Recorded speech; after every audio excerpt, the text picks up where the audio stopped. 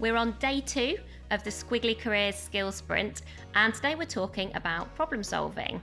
So we think that this is an important skill to prioritise because problems are normal. They are every day and for everyone. And sometimes these problems are small things, like there's something you meant to do today and it's going a different way than you maybe expected. And sometimes they're big. They're like, oh my gosh, this is not what we wanted and we don't know how we're going to get through this situation. But what we want you to do is sort of develop this skill so you don't stall. Like, not so normal, but we don't want you to get stuck in those sort of problems that we might face at work. And that's why this skill is such an important one for us to focus on. And Helen and I were reflecting that we have both worked with people who I think their starting point is that problems are actually almost not problems. Problems are something that are interesting, they're intriguing, they're an opportunity to do something different. And that might sound hard at times because they're also frustrating and annoying. But I think if you can see problem solving as, oh, there's a lot I can learn from this. Oh, I'd not anticipated this. And maybe I'm going to get to work with some different people. I'm going to challenge myself in a new way. Sort of our starting point of how do we see solving problems? Is that a good thing? Like, oh, we're going to learn, we're going to stretch ourselves. Or is it something where we're like, oh, not another problem? I think it's just worth kind of knowing the narrative that runs through your head when a problem comes your way. And inevitably, if you've had a lot of problems, I do think there's a tipping point where you're like, that's enough problems for 1 week now. But generally, I think now often when a problem comes our way in the company that we run, I will often think, oh, okay. I try to start with that. Oh, this is interesting. I try not to just get kind of the emotions that are more sort of angry and annoyed.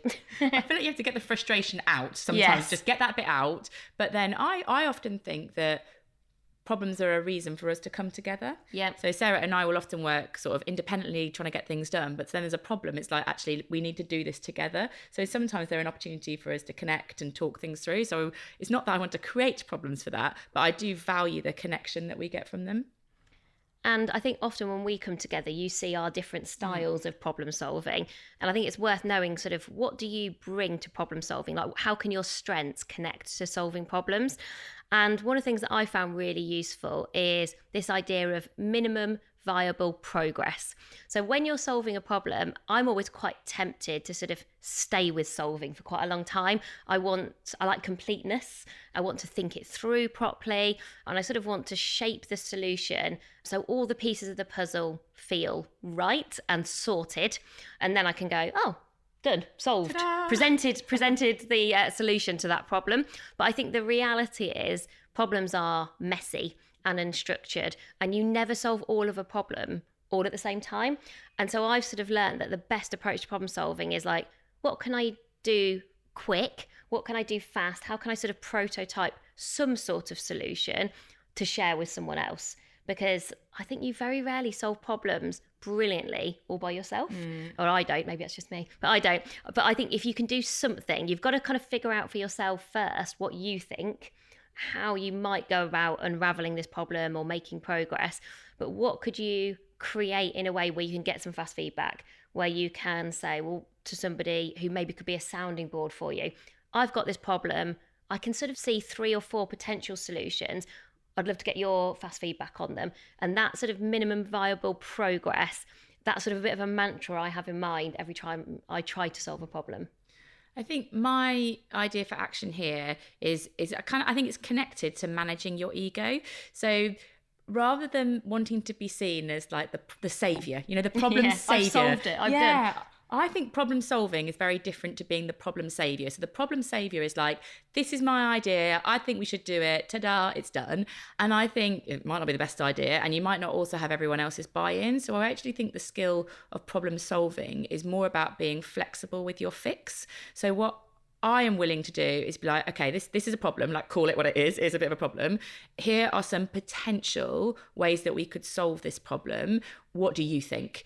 And I think not being over attached to your idea of how you should sort of save this situation, and being the person who puts the ideas forward, but you're flexible. I think you get more buy-in from other people, which is important because you probably can't solve this stuff on your own anyway. And I think you end up with better ideas. So if I say to Sarah, okay, what about this? And Sarah's like, well, I don't think that's going to work. I don't need to defend that point, because if I fight for it and Sarah's not bought into it, then it's not going to happen anyway. So for me, being flexible with my fix, but almost being being confident enough to put some solutions forward, but not being over attached from an ego perspective by being need to see seen as like the savior of a situation. So what resource or person might be useful if you want to get better at problem solving? So it's a kind of different, I think it's a different resource than what we've talked about here, because it's a bit more tooly. I think ours has been a bit more kind of like, you know, be flexible, minimum viable progress. Yeah, it's more approach, but it's a very tooly centric book. It's called The Decision Book.